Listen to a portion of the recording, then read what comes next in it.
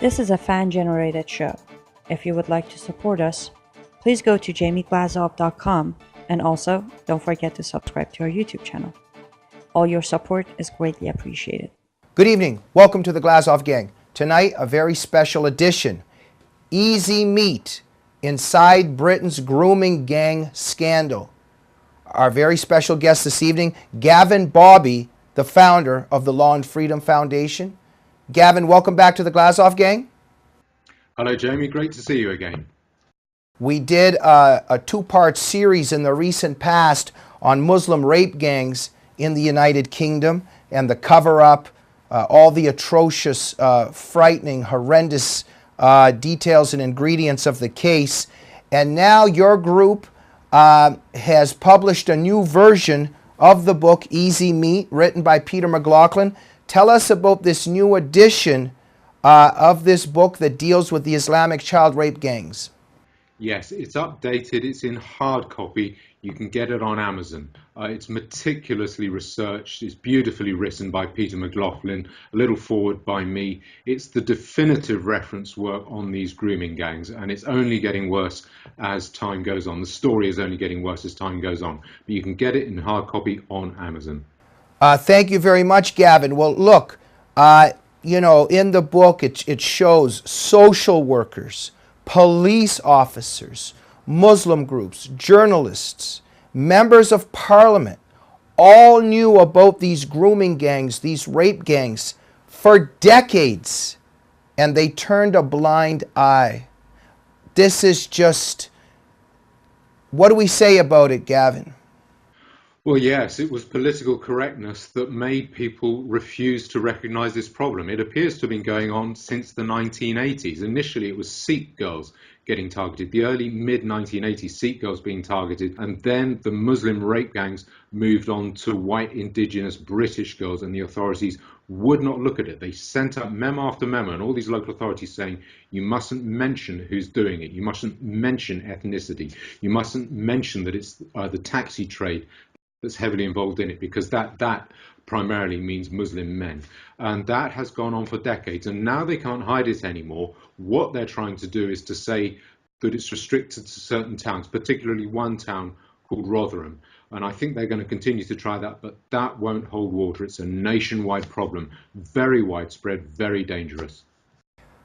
Gavin, you know, it's just surreal.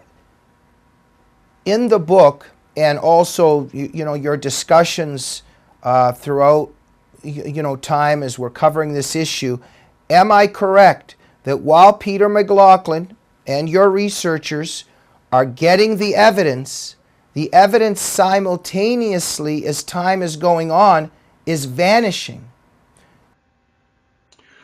Yes, I would say so. These cases are very difficult to bring to court. It's very difficult to get these young girls, 12 or 13, who are pimped out, may not even realize at the time that what they're doing is wrong. And when they do, are deeply ashamed of what has happened and may blame themselves. It's very difficult to get the evidence from them. It's very difficult to get them to go to court. And the longer a case doesn't go to court, the harder it gets eventually to bring it to court. So yes, you're right. But what I'm also referring to is that there is a cover-up, and now there's a cover-up of the cover-up. Oh, I'm sure we'll be seeing that. It's difficult to know how far local authorities, who are primarily responsible, and the police as well, are covering up the cover-up. But it's certainly becoming evident that there was a cover-up. I think what you may be referring to is what the authorities are doing, which is issuing reports into specific local authorities in an attempt to say this isn't a nationwide problem, it isn't a Muslim thing, it's just a few Pakistanis in some areas who are doing it, and we've got a grip on it. That's the lie that is currently being put about. Thank you, Gavin. And look, because of this book, Easy Meat Inside Britain's Grooming Gang Scandal, everybody get it. It's all documented now. And so here's the thing. Everything is documented now, Gavin. So how can a police officer, how can a child protection worker, how can a member of parliament now say, we didn't know? Thank you. That's why we wrote it. That's why we've got it in hard copy up on Amazon, so that nobody can say we didn't know. And what we're hoping, what I would like to ask is if there is any child protection worker, any police officer watching this who wants to do their job and doesn't simply want to get kicked about and shoved about by their politically correct authorities, mouthing politically correct nonsense, that they should read the book, because it is a definitive reference work. It will let them know what the problem is, how it operates, who's doing it, the signs to look for, how the authorities, the people above you, will react. And if you are in that trade, if you are a child protection officer, you need to arm yourself with the knowledge, because one day your boss or your boss's boss is going to change his tune, because he'll be in trouble and he'll look for someone to blame, and that person will be you. So arm yourself with knowledge ahead of that in order to be able to do your job properly and protect these girls. It's what your duty is, it's what you're paid to do. Find out about it and then do your job. Well, Gavin, and here's the thing that the apologists, the ones that practice denial, constantly say, oh, well, you know, Muslim men aren't the only people who rape people. I mean, these people rape over here too, and, white people rape. We know that. Sin and crime is universal. This is a given. But the fact that something happens somewhere else, perpetrated by someone else, does not excuse or should blind us to a certain group that is committing mass crimes, and we should pay attention to the ideology that inspires and sanctions their behavior. So, let us begin with this. Let's go back here for a minute. Tell us why the book is called Easy Meat, and tell us about these Muslim men, who many of whom are actually praying throughout the day. They're very pious and devout Muslims, and because of that, because of what Islam teaches them that they are permitted to do and should do to the Kufr white girls, what they end up doing at night. Tell us about this. Yes. First of all, it's called Easy Meat because that was a phrase used by a former British Home Secretary, effectively when he was trying to acknowledge, but also excuse what these Muslim men were doing. He was saying it's Pakistanis behaving like any other young man because they've got too much testosterone.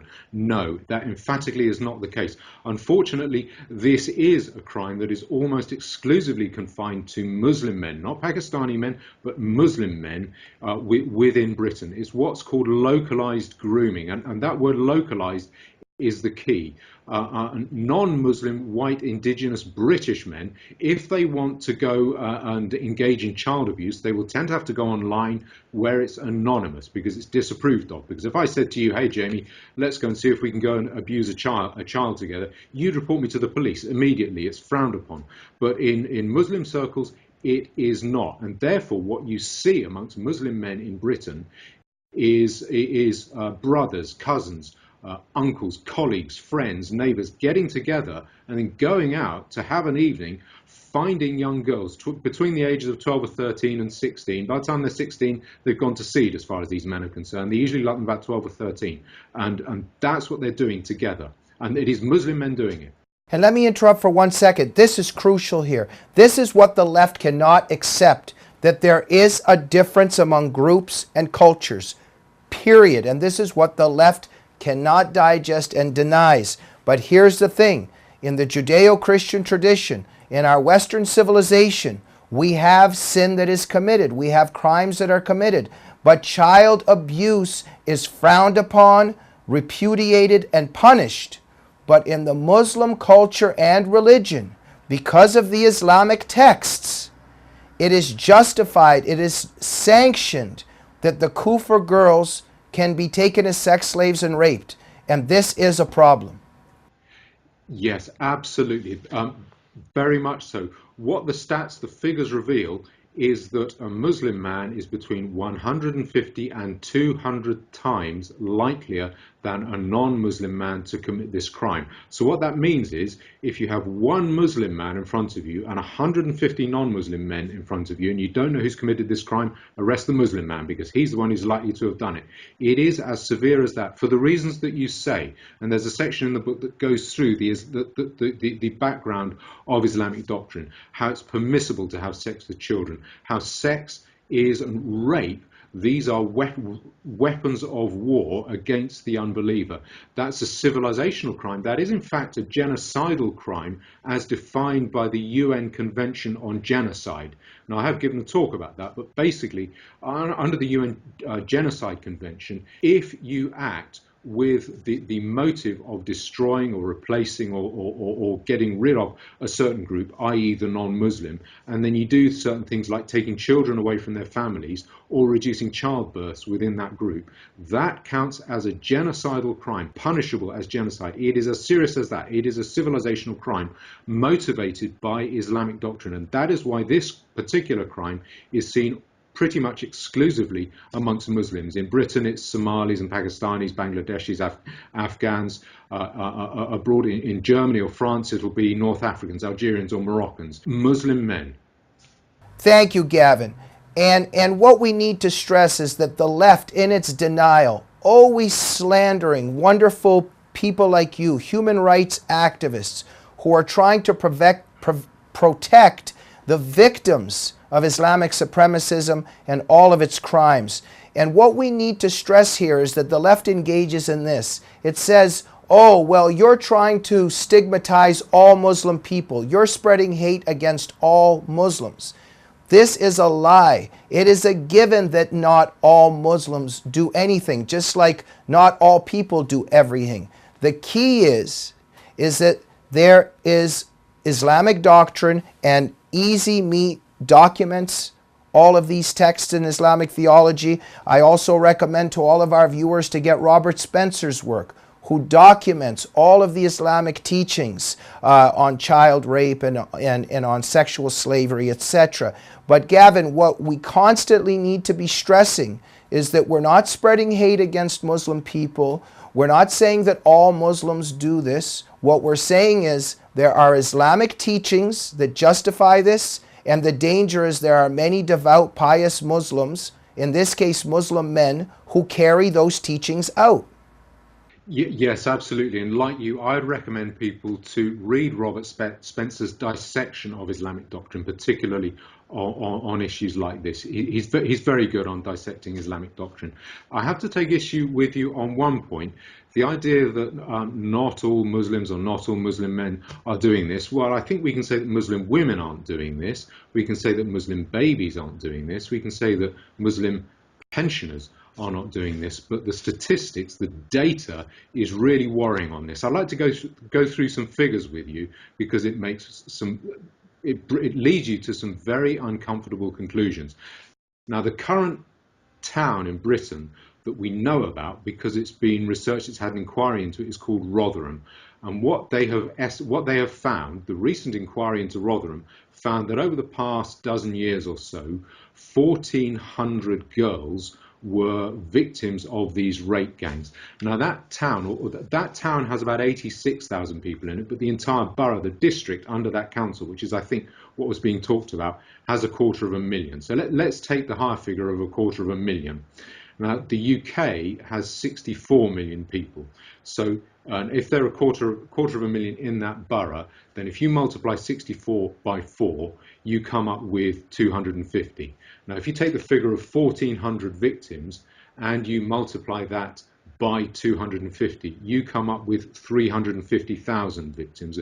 And Rotherham is substantially less Muslim, less Islamized than the average throughout the UK. The average throughout the UK is 5%.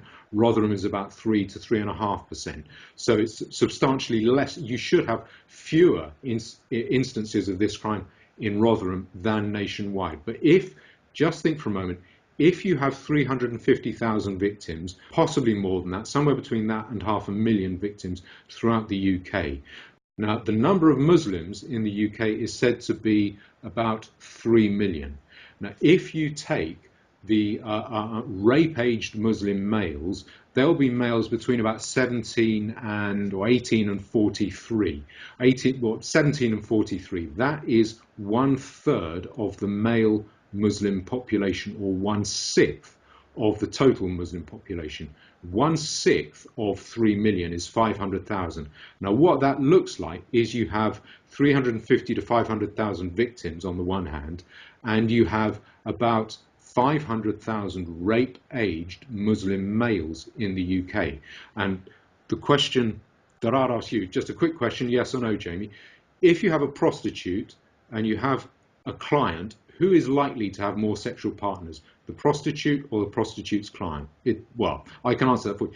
It is the prostitute. She's going to have more clients. So the chances are that, what the data suggests is that the majority of British Muslim men of rape age are committing this crime. That is disgusting, and it needs to be looked at in much greater detail.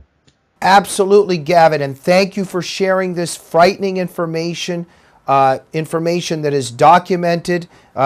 Your book, Easy Meat, shows the empirical reality of this.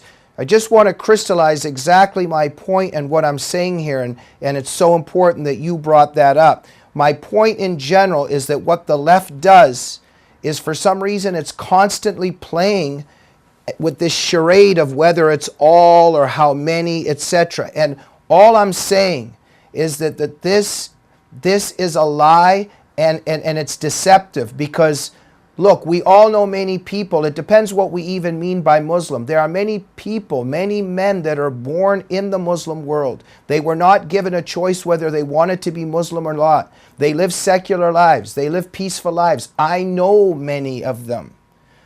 But the fact that they do not engage in this behavior has absolutely nothing to do with the fact that many Muslim men who do become devout, are pious, do follow Islamic doctrine, do behave in it, in such behavior. And what you're saying now is that the numbers are very, very high, shockingly even suggesting that it is a majority of Muslim men in the UK. Am I correct in my understanding? That's right. What the left won't do is to engage in reality, to address facts. They just want to deny at every stage. The figures reveal that it is probably, suggest that it's the majority, possibly the overwhelming majority of British Muslim men of a certain age doing that. I suspect it may be a kind of bonding activity between Muslim men, the kind of bonding activity that goes on between bikers or football hooligans or wise guys.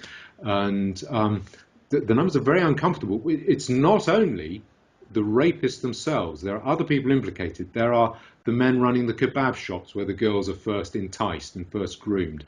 There are the young Romeos who introduce them, first of all, the 17-year-olds who then introduce them to their older uncle. There are the taxi drivers who ferry them around town.